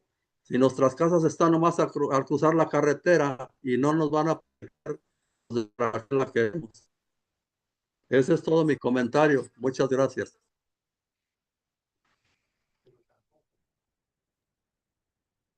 Thank you, Francisco, for highlighting more of the concerns that you have with the current proposal. I see another hand from Tim. Go ahead. Hi, my concern or one of the ideas that came when I started advocating for the vegetation barriers to be added in the SERPs is that we would go to the Kern County Tree Foundation, which is a nonprofit here in Kern County. They donate trees to urbanize Kern County. And usually it's a program run through the Kern County Corrections. When individuals are in probation, they grow these trees and they donate them because currently Arvin High, the trees that are implanted in front of the quad or in front of the yard of Arvin High were planted my senior year because we advocated, the Future Farmers of America advocated that we wanted to add more trees to the school. So we asked the Kern County Tree Foundation, and they gave us trees. All we had to do is literally dig the holes to put them in, and those trees are still there.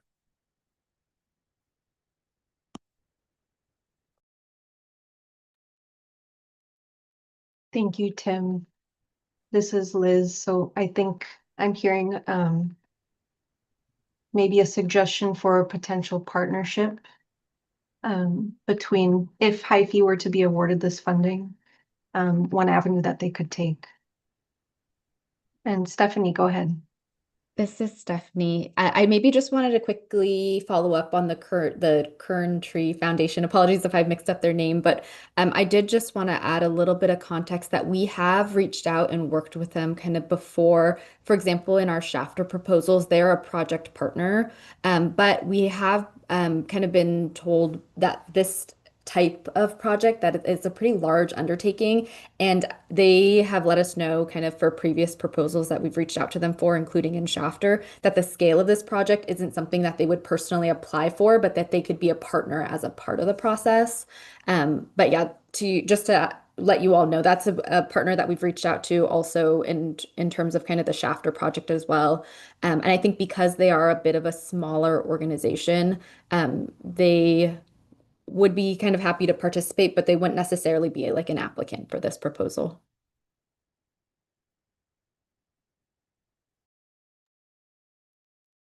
Thank you for adding that clarification, Stephanie. I see one last hand up from Joanna. Go ahead. Lo de la high school, yo creo que está muy bien, es una propuesta muy buena, porque yo, digo que primero están los niños y ahí están todos nuestros hijos de edad, de todo Arvin, por 8 horas.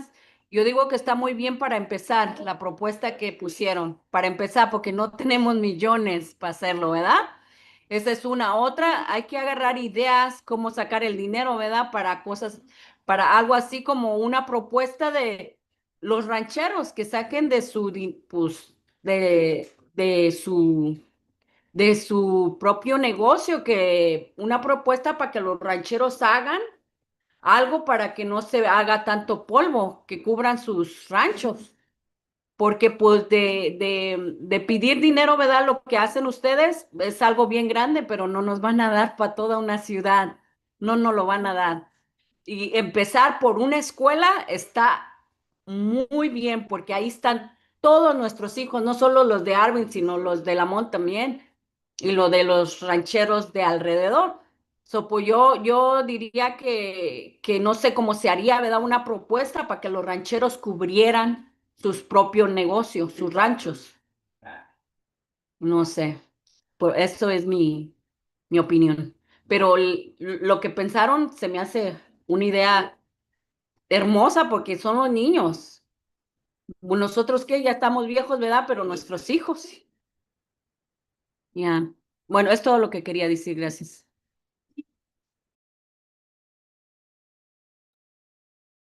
Thank you, Joanna, for sharing some more feedback. I do see one last hand up from the Santoyo family, so we can go to you before we have to close out this agenda item. So please unmute. Buenas tardes. Soy Rubén Santoyo. Quería dar mi comentario acerca de las barreras que están, de la que estamos hablando ahorita. Como los compañeros han dicho, pienso que eso no va a funcionar, porque estamos hablando de una barrera de lado a lado de la calle de la Comanche, y no nada más de la parte de la escuela, porque si se pusieran los árboles, si se pusieran ahí en la escuela, como quiera el polvo iba a entrar por los lados de los árboles, porque a la demás comunidad, pues el polvo iba a entrar como quiera por todos lados. Y aparte hay problemas porque allí hay una main de agua, y el distrito del agua, no sé si hablarían ya con ellos para poder hacer el proyecto ese, pero no funcionaría para la comunidad, porque estamos queriendo proteger la comunidad, a los niños también, pero si se pusiera esa barrera y ese pedazo de barrera, no, como quiera los niños van a seguir con el polvo contaminado, y no habría mucho problema si se consiguieran los árboles. La agua ahí la tiene el mismo ranchero, no había problema, se conectaría nada más una pura manguera para la línea de árboles. Ahora, si está muy difícil para agarrar fondos, pues nomás hay que seguir aplicando, o si puede uno ayudarles, los comités, estamos dispuestos a seguirle para que pongan la barrera entera en como se ha dicho, de lado a lado, porque ese pedazo de barrera no va a funcionar. Gracias.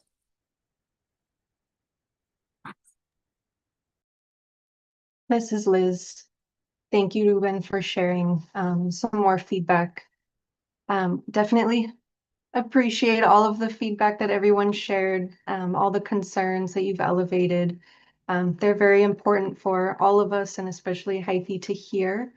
And I'm also hearing from Hyphy definitely a willingness to collaborate more with the CSC. If they were to be awarded this funding, there is a willingness to make changes to this proposal. So I'm not sure if anyone from Hyphy has any maybe closing comments that you would like to share before we officially close this out and hear some updates from Kern Energy. But I'll pause to see if anyone from Hyphy has any closing remarks. Yeah, we appreciate your feedback, and we didn't think that we were actually choosing a site. Like I said before, we were trying to get hired to work with you to find the best connections. We'd actually tried to work with the county to look at if we could plant across the street and weren't able to find people. Like, we would love to, if people have connections with farmers, our whole process would be to try to collaborate with you all to find the most optimal planting and ideally a much larger area. And we're just caught in an awkward space where we haven't actually been asked to work on it yet, and we're trying to look for opportunities, but would love to actually be able to dive in and collaborate with you all. And that tends to be our process. So happy to show you how we do that in other places.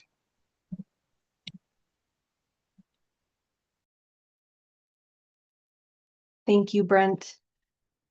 This is Liz. I see, Mario, your hand up, and if you can keep it very brief, I think we can go to you, but we do need to move on soon to hear from Kern Energy. So please keep it brief. I just want to say I would like to work with him for Lamont. Maybe we could, do something here, because I think I could work with him right here in Lamont. We could try to figure out solution how to, put something here. I'll work with you. Great. Thank you. This is Liz. Really appreciate, Mario, your willingness to jump into a partnership and support with the perspective of a Lamont resident. And thank you again to the Hyphy team for coming tonight and giving this presentation and for hearing all of the feedback and concerns. And I know we will have some follow-up in a future meeting. At this time, thank you. I'm going to transition us. Thank you, Max. I will transition us to standing updates and just want to note that we do not have time for the annual report, but we will have the Air District follow up via email on how to provide feedback.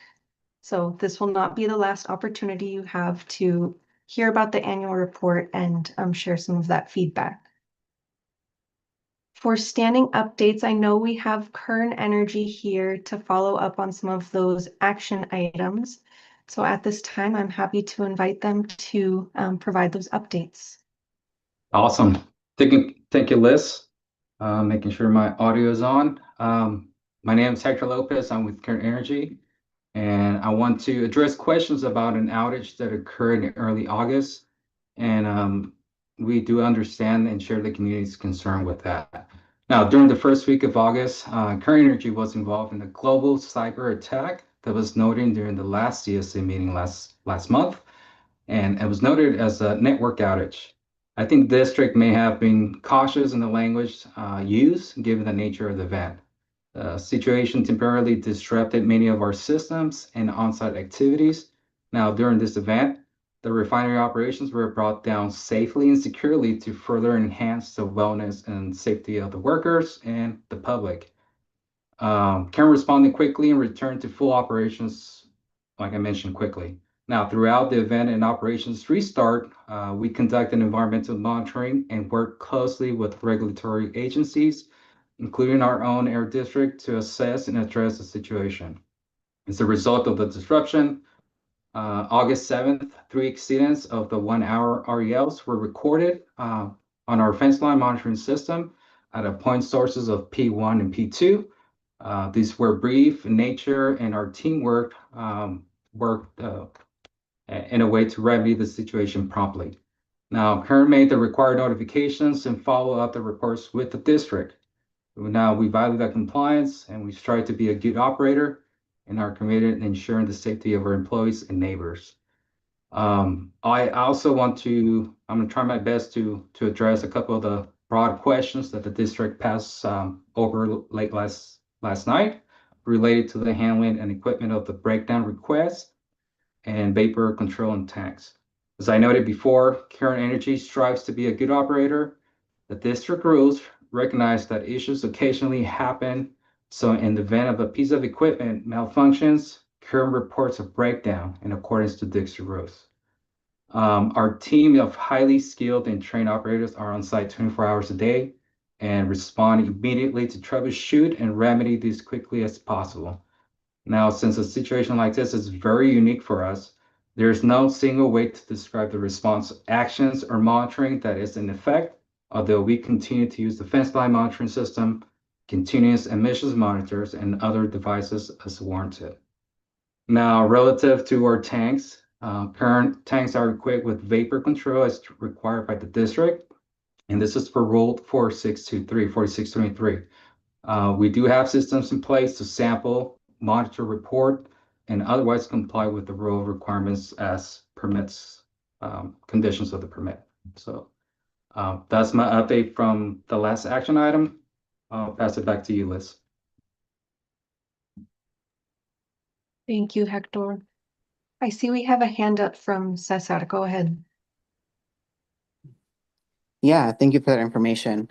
In regards to the breakdown, I would like to know how you record and report the SOx and other contaminants that come out of the flare in other counties like Contra Costa and in the South Coast Air Quality Management District. It is necessary for when refineries break down for them to send an estimate of how much SOx was released to the California OES. Kern Energy does not do that. I don't think it is the fault of Kern Energy. I think it is the lack of proper enforcement or rules that exist inside of the air district. To me, it does not make sense that the air basin that is in extreme non-attainment and has had the worst problems getting air quality to where it should be has the least strict rules. And you said you want to be a good neighbor, so I would like to know what Kern Energy is going to do and how you will begin to report and record the amount of released SOx and NOx and other contaminants the way that other counties do, because I don't think it's fair that we have the worst air quality and we also have lackluster reporting compared to other counties. I have another question about the tank as well, but I would like for that one to be addressed. Appreciate the question on that, and what I can reply with is using the best practices that we have. Current reviews the available monitoring system data, and we work with the district to calculate those emissions during breakdown. So that usually that gets ultimately reported with the breakdown. Why does it not get reported to the California OES? Currently, that goes straight to the air district. Right. Why do you not send it to the OES is my question. If there's any further follow-up, we can get with Stephanie and her team, and we can provide that update. Understood. You're not forced to, therefore you will not. Understood. I would also like to know, there's a tank that is in disrepair. It has a seam that's ripped close to East Panama, a tank that routinely has smell complaints that come into our reporting network. When we send in reports, that tank is exempt. I would like to know if that tank is also has a vapor control, because from what I understand, it doesn't, and it's exempt and they're allowed to vent. Can you let me know what is in the tank that's closest to the fence that has that ripped seam at the top, and what you're going to do moving forward to make sure that there isn't any irresponsible venting that can cause either strong smells or pollutants to be released into the Fuller Acres community? Yeah, of course. I'm not sure I pinpoint the tank you're talking about.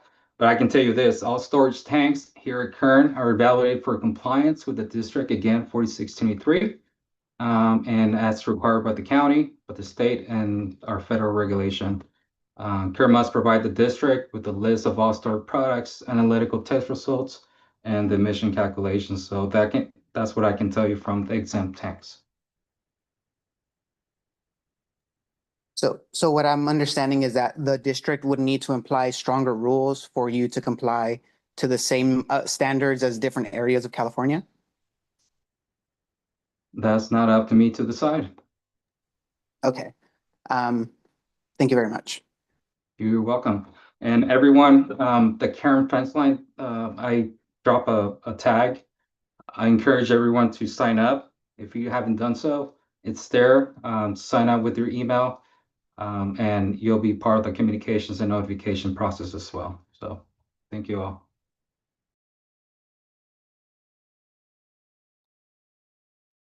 Thank you, Hector, for joining this meeting and providing some of those updates, and appreciate your questions, Cesar.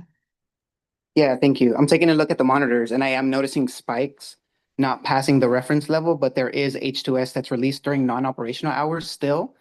So I invite everyone to click that link, go to the data tab and look for hydrogen sulfide so you can see the amount of spikes and how routinely they're being released during non-operational hours. Thank you for sharing that, Hector. You're welcome.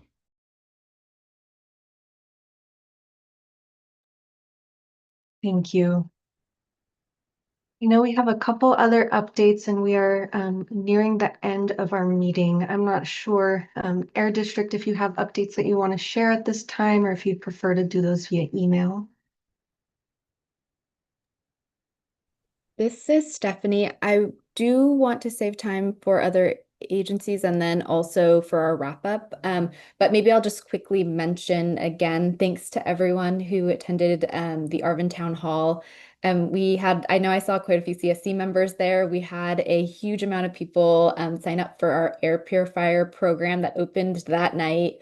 We had a ton of folks that were able to inquire and sign up for our lawnmower event that's happening on November 8th as well.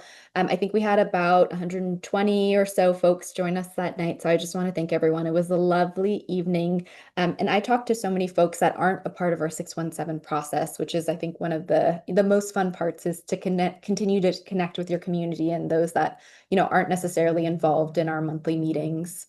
I do want to share that we have had about 150 signups for our Clean Air Room program, which is great in just a couple of weeks, but just want to continue to encourage you all to tell your neighbors, to tell your friends to sign up to get a free air purifier. And we are very, very close to hitting capacity for our November 8th lawnmower event at the Arvin High School.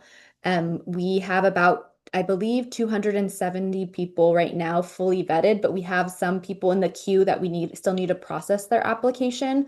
So if you know anyone that wants to take part in this event, please, please, please tell them to sign up as soon as possible, hopefully by tomorrow, so that they can be a part of the program. And I think I'll actually really quickly pass to Danny for a quick outreach update because we will be in the community this weekend and we just want to let you know about the event. Awesome. Thanks, Steph. We are going to be in the community. We will be at the Healthy Harvest Festival this Saturday from 12 to 3 p.m. So we'll have staff out there engaging with the community and signing people up for air purifier events or air purifiers. Thanks. Thank you, Air District, for those updates. Next, I think we can go to CARB. Are there any updates from CARB that you would like to share with the group tonight? Let's see, I think Michelle is going to be out today.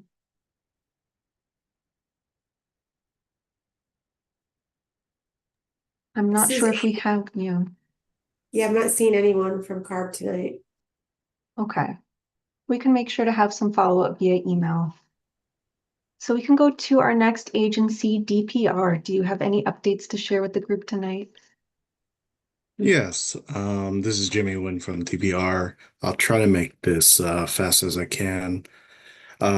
So regarding to the two standing action item updates, DPR in regards to the signage and laws and regulations regarding the canal. We have reached out to Kern County CAC. We're still waiting on a response to them. We have received a response from the Region 5 of the Water Quality Control Board. They state that the Water Board practice to post signage, especially when they're basically they stated that it's not their practice to post any signage, especially when there is no known environmental or health risks associated with the water body. Again, we'll continue researching into the question presented by Mario in 2 meetings ago. In regards to the transportation of pesticides, we are still looking into that. We'll try to get a response to the community soon. Regarding like any other updates we have, we basically just released a draft of the first 13D annual report evaluating the effectiveness of its 2024 regulation in mitigation, both short-term and long-term risks to residents and other non-occupational bystanders from 13D. The publication of these annual reports is a requirement of the regulation effective to January 1st, 2024. As a method of determining whether additional actions are needed. The analysis in the report indicate that the current regulatory measures are functioning as intended. Public comments on the draft annual report are being accepted during a 45-day comment period. It is open from October 1st through November 14th. So if anybody wants to make comments on that draft report, they can. And that's pretty much all the updates. Sorry, I was trying to go through it fast. So Thank you, Jimmy. This is Liz. I do see a hand up, and before we go to Mario, I'm wondering if that report, the annual report that you mentioned, if that could be included in the follow-up email that is sent to CSC members, so they're aware of how to provide that public comment. understood. This is Jimmy. I will send over a link so the CSC can get that. Thank you. And Mario, I see a hand up, and again, if you could keep it brief, just as we have a few minutes left, but do want to hear your question or comment. Yeah, I just want to know what kind of solution could you tell me? How could we fix up that problem? Because there is a lot of health issues on the part of people, being in those ponds with pesticides, heavy metals, and stuff like that. And I just want to know what your opinion is to find a solution how to fix it. This is Jimmy from DPR. Are you talking about the signage at the canal, Mario? I didn't catch the first part very well. Yeah, the signage and, to try to figure out a way to make sure people do not get into these reservoirs. I got videos, I got pictures. I got people fishing in these places that they eat these fishes that got pesticides and stuff like that. What else do we have to show? There is health issues. This is Jimmy from DPR. Yeah, so Mario, as part of our research, we're trying to find basically the governing body that is responsible for the water canal and see, since the community is pushing for some signage, what we can do to County Ag Commissioner, the current County Ag Commissioner, that was before we messaged them to see if they have any solutions or ideas about how to prevent people or notify people about potential chemicals in the water or anything such as that.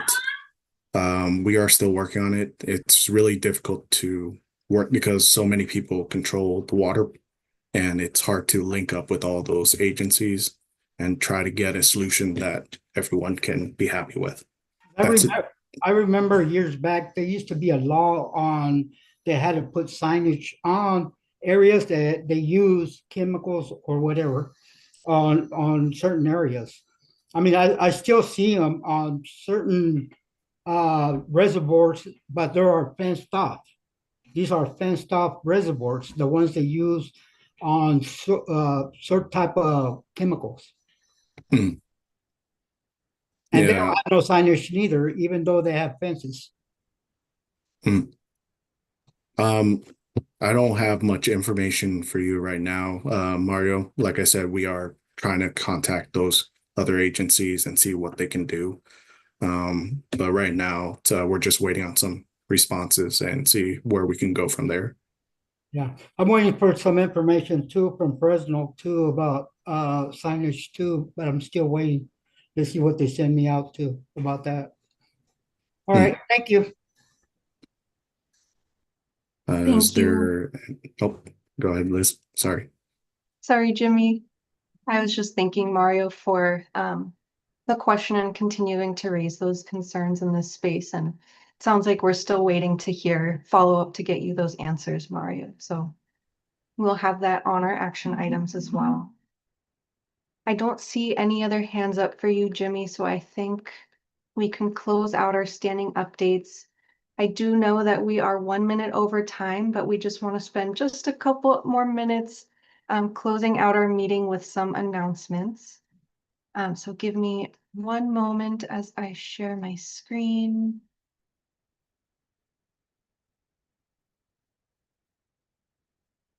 Okay. So hopefully on my screen, you are seeing our next meeting dates. We have our next agenda setting on November 6th via Zoom as usual. And then we will have our next CSC meeting December 4th, and that will be in person as we usually do. Very exciting. And I know Stephanie has some extra context that she would like to add at this time. So passing it to you. Thank you, Liz. And like Liz said, we're super excited. This is our favorite meeting of the year to get to see you all in person. So we'll see you on December 4th. We are planning on doing this meeting at the David Head Center in Lamont. And we, just so folks know, we are going back to that location this year because it is the meeting space that's in the boundary that's been the most accommodating for our meeting. It's not super echoey in there, and so we can make sure the interpretation works really well. It's big enough for us to do the breakout room exercises that we normally do and to walk around and to have dinner. We did explore another site, but they had at the community college in Arvin, but they have classes at night, so it didn't quite work out. So I just wanted to let you know we're super excited to come back, and we'll be going to the David Head Center because it's a space that is able to fit our very large group, and we're able to do kind of all the things we need to in the meeting. I did want to tee up again, we will discuss it more during the agenda setting call. But just from what I heard from this meeting is I think folks are very interested in kind of seeing what other maybe options there are for some next steps, potentially maybe reaching out to some growers in the area as well. So I just wanted to tee up that I do think what could be a perfect topic for that December in-person meeting is for us to talk about vegetative barriers. And then also, you all might remember a couple years ago, the first step for us to open the RFP for vegetative barriers was to actually review that document with you all. And so we actually can, I know some of the feedback that we got pretty early on is folks wanted to kind of take care of vegetative barriers and urban greening separately. I do think now that we've kind of dug into vegetative barriers, we've done a lot of work on it, that we'd actually like to talk to you all about reviewing that RFP for urban greening so that we can start that process as well in parallel. So I don't, think about it and we can talk about it more at the agenda setting, but based on kind of the conversation I heard, I know that folks are really eager to talk about vegetative barriers and getting trees planted in the community. So I think those two topics could be really fun for the in-person meeting.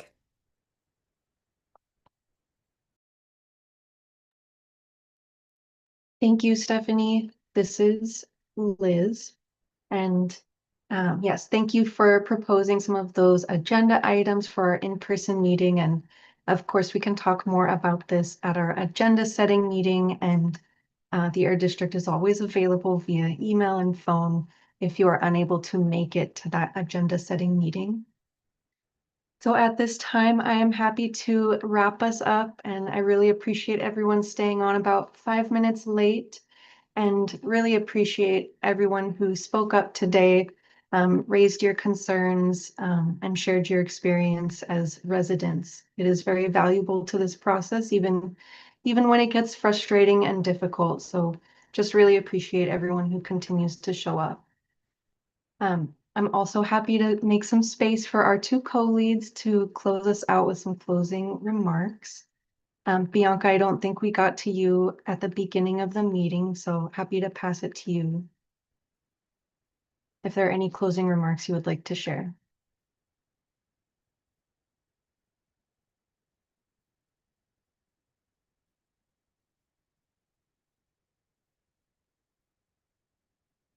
Bianca, let us know, but no worries. If not, we can go to Cesar for closing remarks as well.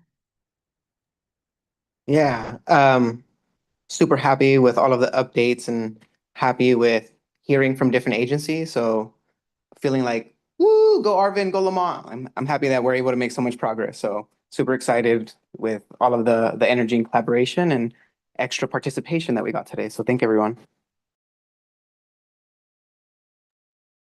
Thank you. Appreciate the excitement. It's a great way to end this meeting. I'm not sure, Stephanie, if there's anything else you would like to add as we close out.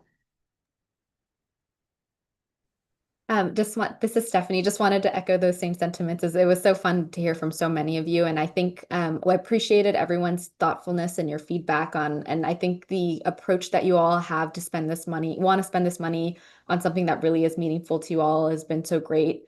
I appreciate all the voices that kind of spoke up today, and I'm really, really looking forward to seeing you all in person in December. Thank you. And thank you again, everyone, for joining, and also all of the agency partners who showed up and provide updates tonight. It's definitely a collaborative effort. So hope everyone has a really good evening and hope to see you at our agenda setting meeting and look forward to seeing you in person. Thank you. Have a